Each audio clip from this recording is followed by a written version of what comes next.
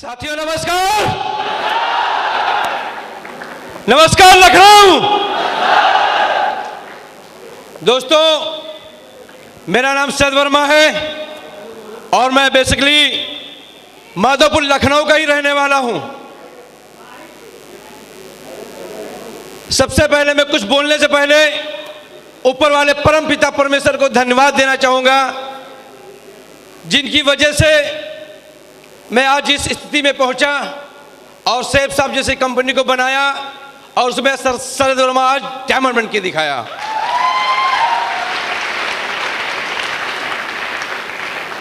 दूसरा धन्यवाद देना चाहूंगा ऐसी सेफ साहब जैसी कंपनी अपने डायरेक्टर का, क्योंकि अगर वो ना होते तो शायद सेफ साहब ना होती।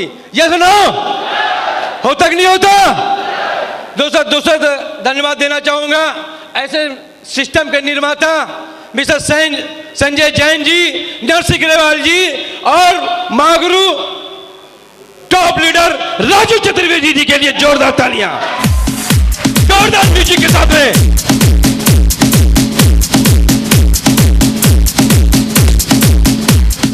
Thank you. और मैं जो सबसे ज्यादा धन्यवाद देना चाहूंगा इस हॉल में उपस्थित फ्रंट लाइन में बैठे हुए सारे महागुरु जी लोगों का, Mahaguru mister Madhav sir, Mahaguru mister Vijaypal जी सर, महागुरु श्री जसवीर सर और सारी मैम लोगों का। क्योंकि अगर दोस्त ये ना होता तो सैयद वर्मा आज इस स्थिति में पहुंच ही नहीं सकता था। क्योंकि आज जो मेरे पास कुछ भी है वो सिर्फ अपने गुरु लोगों का है। इन लोगों ने मुझे वो काम दिया है कि आज मैं यहाँ से डायमंड बना हूँ। लेकिन मैं अगर बताऊँ, मेरे पास आज जो कुछ भी है सब कुछ अपने महागुरु जी की वजह से हूँ। क्योंकि मैं छोटा सा एक कण था, अपनी कोई औकात नहीं थी, कोई जानता पहचानता नहीं था।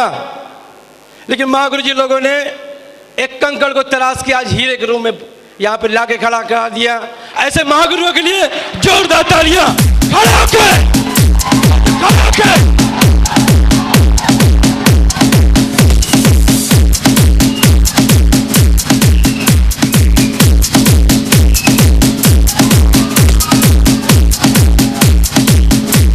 Thank you. दोस्तों, मेरा जन्म एक आम परिवार में हुआ। अगर बैकग्राउंड की बात करें तो हम 3 भाई 2 बहनें हैं। मेरे पिताजी किसान हुआ करते थे, लेकिन कभी कभी वो ठेकेदारी और मिस्त्रीगिरी भी किया करते थे। मुझे होश आया कक्षा 8 में। उस समय मैं पढ़ाई करना चाह रहा था, क्योंकि पढ़ाई के आसपास पड़ोस में जितने भी लोग रहते थे सब यही बोलते थे कि बेटा पढ़ाई करना है। और मुझे कुछ आता जाता कुछ था नहीं। सिर्फ मैं सोचता था क्योंकि मेरे घर में खेती होती कुछ थी नहीं, पिताजी भी काम ऐसे किया करते थे। उस समय मैं सोचता कहीं ना कहीं से जिंदगी बनानी है। पड़ोस में देखता था कि लोग खेती बेच के लोग कहीं ना कहीं कुछ ला रहे थे, अपने पास तो वो भी नहीं दिख रहा था, दूर दूर तक कुछ दिखना ही नहीं था। उसी समय मैंने कक्षा 8 पास किया, हाई स्कूल पास किया। इंटर पास करने के बाद मेरे घर की स्थिति बहुत बढ़िया नहीं थी, क्योंकि मेरे पिताजी 2 बहन और 1 भाई की शादी कर चुके थे और मुझको अपने आप से लगने लगा था, किसी ने बोला नहीं था कि अब मुझे कुछ करना चाहिए। अगर मैंने कुछ किया नहीं तो मेरी आगे की पढ़ाई संभव होगी नहीं, और पढ़ाई नहीं हुआ तो सपने धरे रह जाएंगे। दोस्तों, उसी समय इंटर करने के बाद मैंने पढ़ाना चालू किया। 14 महीने मैंने स्कूल में पढ़ाया। उसके बाद लगा वहां से कि इनकम और बढ़ाई जा सकती है। उसके कुछ समय के बाद मैंने एक अपनी कोचिंग खोली, कोचिंग में पढ़ाना चालू किया। इसी कोचिंग के पढ़ाने के समय मैंने यहाँ से बीएससी की, लेकिन उसी बीच में मैंने इंजीनियरिंग की तैयारी भी करता था, लगातार पढ़ाता रहता था। साथ साथ में मैंने इंजीनियरिंग के इंट्रेंस एग्जाम की तैयारी करता था। उसी बीच में मैं बीएससी कर ही रहा था। उसी समय मुझे मेरा नंबर आ गया और मैं इंजीनियरिंग की डिग्री लेने के लिए, मुझे पढ़ने के लिए सिलेक्शन हो गया। और मैं वो भाग्यशाली था कि इंजीनियरिंग की डिग्री लेने के लिए लोग लखनऊ छोड़ के जाना पड़ता था, लेकिन उस समय ऊपर वाले ने साथ दिया। पढ़ने में अच्छा था, एक्सपीरियंस अपने पास था, क्योंकि मैं हाई स्कूल इंटर में हर जगह पढ़ाता था। उस एग्जाम में जो कुछ आया था मुझे हर एक चीज़ पता थी, इसलिए मेरा सिलेक्शन लखनऊ में ही हुआ। तो मुझे उधर दो बात बनी, एक तो मैंने उधर पढ़ाना जारी रखा, दूसरी तरफ मैंने इंजीनियरिंग चालू रखी। पैसे की कमी को पूरी करने के लिए मैंने खेती भी की थी। उस समय लोग बोलते थे यार आप खेती करोगे, मैंने कहा मैं खेती करूंगा, लेकिन मैं खेती करने के लिए मकसद था, सिर्फ मकसद खेती करना अपना मकसद था, क्योंकि पढ़ाई पूरी करनी थी। हर जगह से मैंने कोशिश की, पैसा अरेंज किया। इंजीनियरिंग की पढ़ाई करने के बाद मेरा सिलेक्शन हो जाता है, कैंपस सिलेक्शन हो जाता है किर्लोस्कर एंजल लिमिटेड में, और वो भी फिर मेरा भाग्य किस्मत ने साथ दिया। इंदिरा नगर लखनऊ में ही मैंने जॉब की, जिंदगी 6.5 साल मैंने जॉब की। उसी समय मेरा लगा था कि मैंने जॉब मिल गई, सब कुछ बढ़िया चलने लगा था, लेकिन मुझे कुछ लगता कुछ बड़ा करना है। अब ये होगा कैसे मुझे पता कुछ था ही नहीं। एक दिन मैं ऑफिस से घर जा रहा था, मेरे कुछ दोस्त रास्ते में मिलते हैं और वो एक बात मेरे बोलते हैं, पता है शरद सभासद के चुनाव आ गए हैं, अगर आप खड़े हो गए भरोसा है कि मैं जीत के दिखाऊंगा और मैं जितवा के लाऊंगा। यहाँ पर बहुत सारे मेरे दोस्त हैं, मैं नाम लोगे तो देर लगेगी। उन लोगों ने मुझे विश्वास दिलाया, लेकिन मेरे जिगरे को गंवारा नहीं किया। क्यों? बैकग्राउंड था ही नहीं, पैसा हाथ में था ही नहीं, लेकिन करते तो क्या करता। पूरी रात नींद नहीं, हंस के वहां चला गया था, दोस्तों को निराश करके पूरी रात नींद नहीं आई थी। उसी समय सवेरा होते होते मैंने निर्णय किया, ऊपर वाले ने एक मौका दिया है, हो सकता घर में एक जिंदगी बन जाए।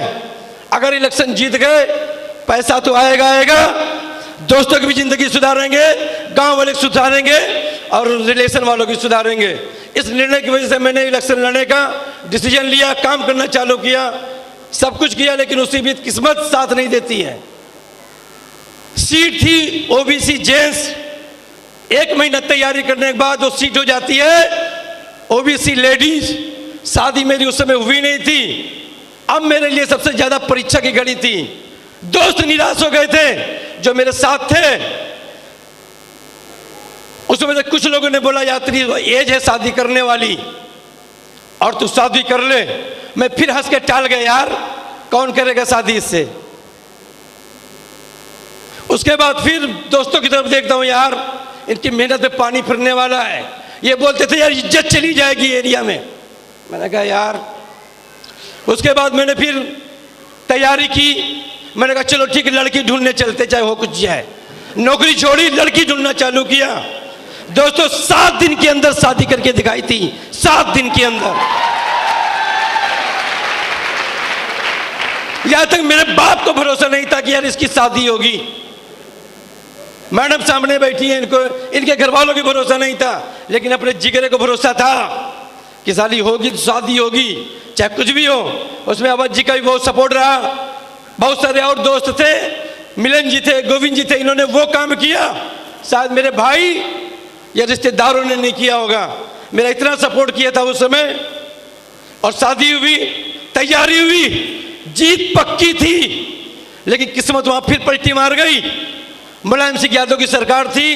2 अक्टूबर 2005 की बात है, इलेक्शन पोस्टपोन हो गए। एक तरफ शादी, उसी बीच मैंने नौकरी को भी छोड़ा। मैं न तो हंस पा रहा था, न तो मुस्कुरा पा रहा था। मेरे सामने कोई रास्ता था नहीं,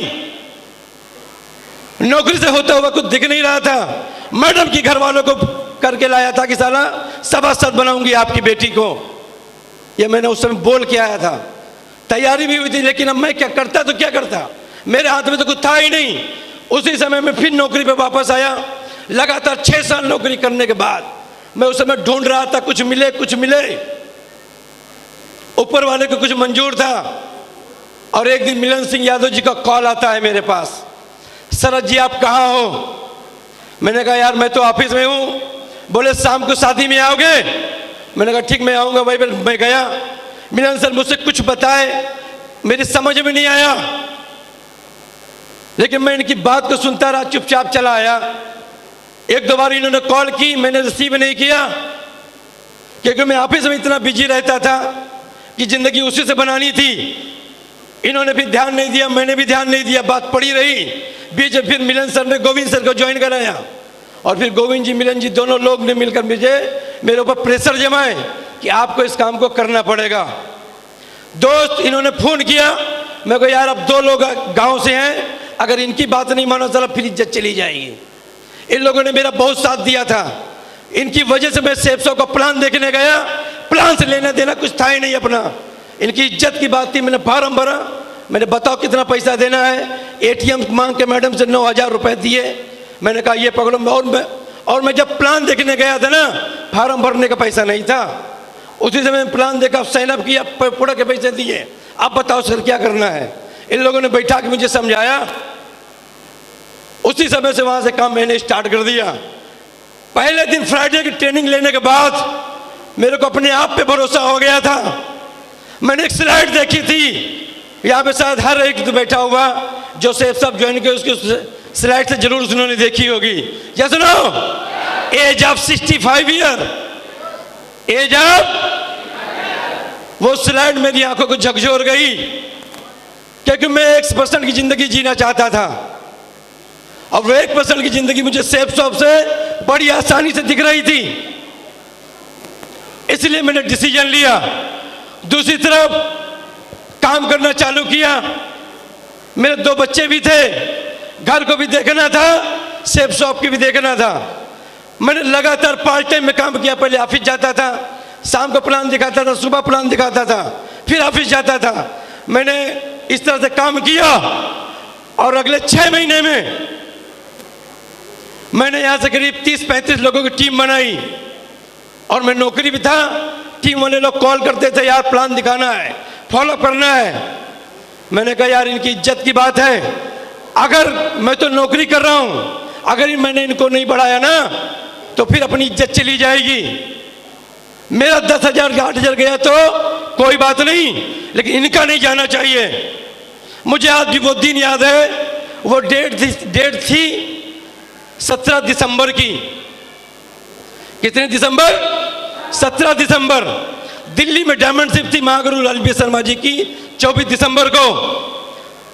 सर आए, समझाए पूरा बढ़िया से, मैंने पूरा समझा और मैंने वहां पर लोगों को ले जाने के लिए निर्णय कर लिया।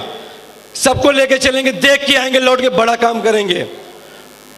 डायमंड शिप देखने के बाद 7 जनवरी को मैंने नौकरी छोड़ी।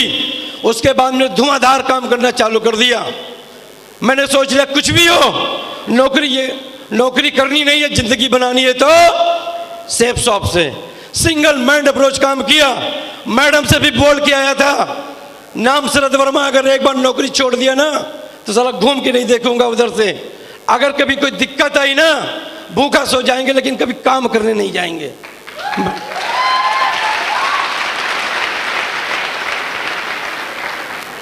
मैडम ने सपोर्ट किया, बोला ठीक है अब करो काम को, मैं काम आपका सपोर्ट करती हूँ। उसके बाद ना मैंने दिन देखा ना रात देखा।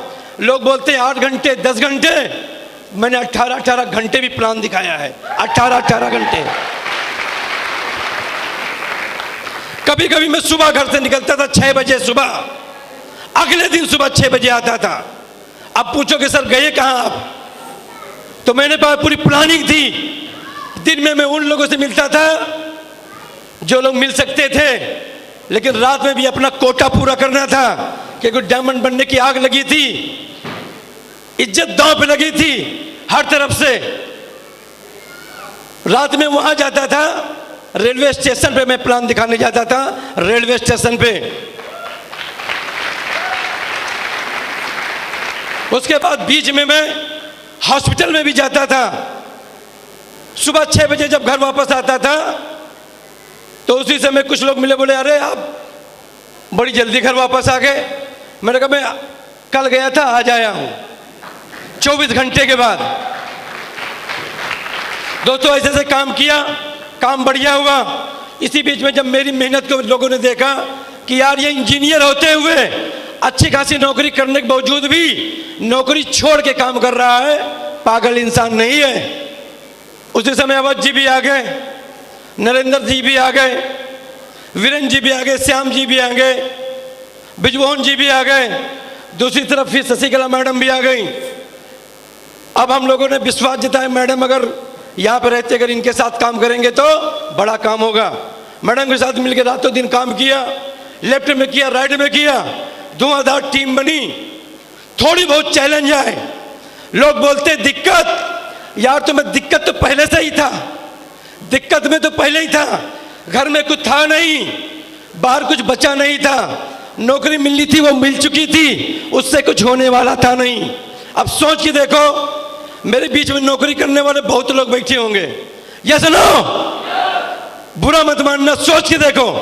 आप नौकरी से ना इस लखनऊ जैसे शहर में 10 कमरे का मकान बना के दिखा दो तो जानेंगे है। अगर एक आध का बन भी गया होगा ना, लोन लेके बनाया होगा। अगर किसी की 4 व्हीलर आई भी होगी ना, वो सिर्फ शनिवार को निकलती होगी। अगर आई भी होगी तो अल्टो 800, वैगनआर, स्विफ्ट डिजायर से ज्यादा आ नहीं सकती है, जैसे नो। लेकिन मेरे खौफ बड़े थे कि यार कुछ तो करना है। बड़े बड़े फ्लैट में जो लोग रहते हैं यार, वो हम जैसे खून वाले तो लोग रहते हैं, अगर वो ले सकते तो मैं भी क्यों नहीं ले सकता? लोग महंगी गाड़ी में चलते तो हम क्यों नहीं चलते सकते? ऐसा सोच के मैंने काम करना स्टार्ट किया। चैलेंज आए, उनको स्वीकार किया।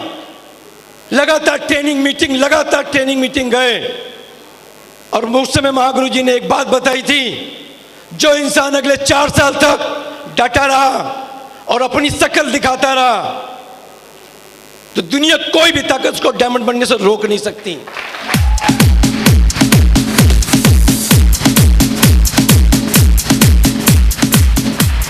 Thank you. और मैं ट्रेनिंग मीटिंग का हिस्सा लगातार बनता रहा। स्टार्टिंग की अगर बात करूं, जब पहले मेरी ट्रेनिंग थी, मैं ट्रेनिंग में जा नहीं रहा था। मिलन जी मुझको जबरदस्ती लेके गए थे आगरा, माथुर वैश्य सलान में। और उस समय में मिलन जी ने मेरे कहा था कि सर आगरा चलेंगे, संडे के दिन आपकी छुट्टी रहती है और वहाँ ताजमहल भी देखेंगे। तो मैं ट्रेनिंग लेने नहीं गया था, ताजमहल देखने गया था। और हम और मिलन जी 2 लोग गए थे। जैसे मैं स्टेशन पे उतरा तो मिलन जी ने बोलते चलो ट्रेनिंग चलते हैं। सुबह के 7 बजा था, नहाए धोए। मैंने कहा सर पहले ताजमहल दिखाओ, ट्रेनिंग मीटिंग बाद में चलते हैं। फटाफट ताजमहल सर ने दिखाया। ठीक 11 बजे में माथुर वैश्य सलान में घुसा। और उस समय मैंने वहाँ पर नरसिंह ग्रेवाल जी, राजू चतुर्वेदी जी, माधव सर, विजयपाल जी और महागुरु जसवीर सर वहाँ पर थे। इनकी बातें सुन के मेरे अंदर आग लग गई, आग। मैं सोचता था मिलन जी यार कहाँ फंसा दिए, लेकिन उस दिन समझ में आ गई सेठ साहब की गहराई क्या है। अगले दिन काम नहीं से ऑफिस जाना छोड़ा, सिर्फ काम पे ध्यान दिया। लगातार काम किया, सारे लोग निकल के आए लगातार। आज मैं यहाँ पे डायमंड बना हूँ। मेरे अंदर कोई क्वालिटी नहीं है। मैं तो सिर्फ अगर इस सिस्टम को ना ज्वाइन करता ना, तो सिर्फ नौकरी करता, नौकरी, और पूरी जिंदगी नौकर बन के रह जाता। और नौकरी के एक अच्छी परिभाषा भी है, नौकरी ना करी तो का करी। Yes no?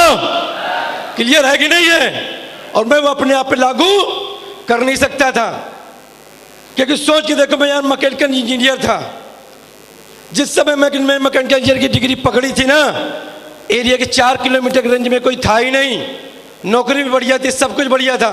चाहता तो वहीं पर डटा रहता, लेकिन मैं कुछ बड़ा करना चाहता, इस वजह से सेफ शॉप में आया था।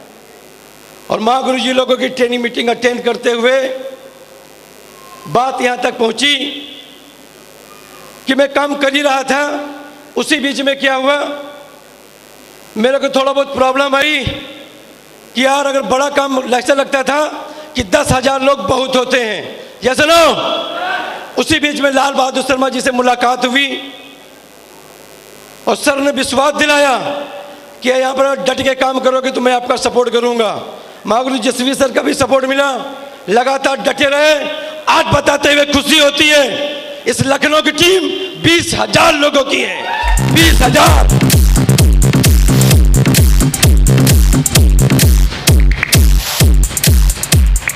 थैंक यू दोस्तों। आज इतना बड़ा कार्रवाई मेरी वजह से नहीं बना है। इतनी दमदार टीम, विश्व विजेता टीम, सिस्टम और अपलाइन की वजह से बना है। मैं तो सिर्फ एक भीड़ में लोग चल रहे थे, मैं भी आके अड़ गया कि यार जब सबका हो रहा तो अपना भी होना चाहिए। दोस्तों हुआ सिस्टम और अपलाइन की वजह से हुआ। आज अगर बात की जाए तो मैं भी एक सबसे बड़ा रईस हूं आज की डेट में। यह सुनो, आज लाखों की इनकम है। आज मेरे 2 बच्चे हैं जो स्कूल लखनऊ के टॉप क्लास स्कूल में पढ़ते हैं। आज मेरे पास खुद की 4 व्हीलर है। आज अगर देखा जाए ना 35,000 की गाड़ी है, 35,000 की। जब कभी अपनी औकात थी 1000, 2000, 5000 की गाड़ी पहनने की, कभी नहीं सोचा था यार इन कलाई के ऊपर कभी 35,000 की गाड़ी पहनेगी।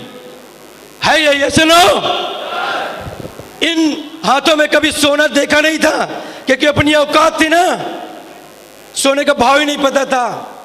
आज सिस्टम और अपलाइन की वजह से 3-3 अंगूठी अपने हाथ में है।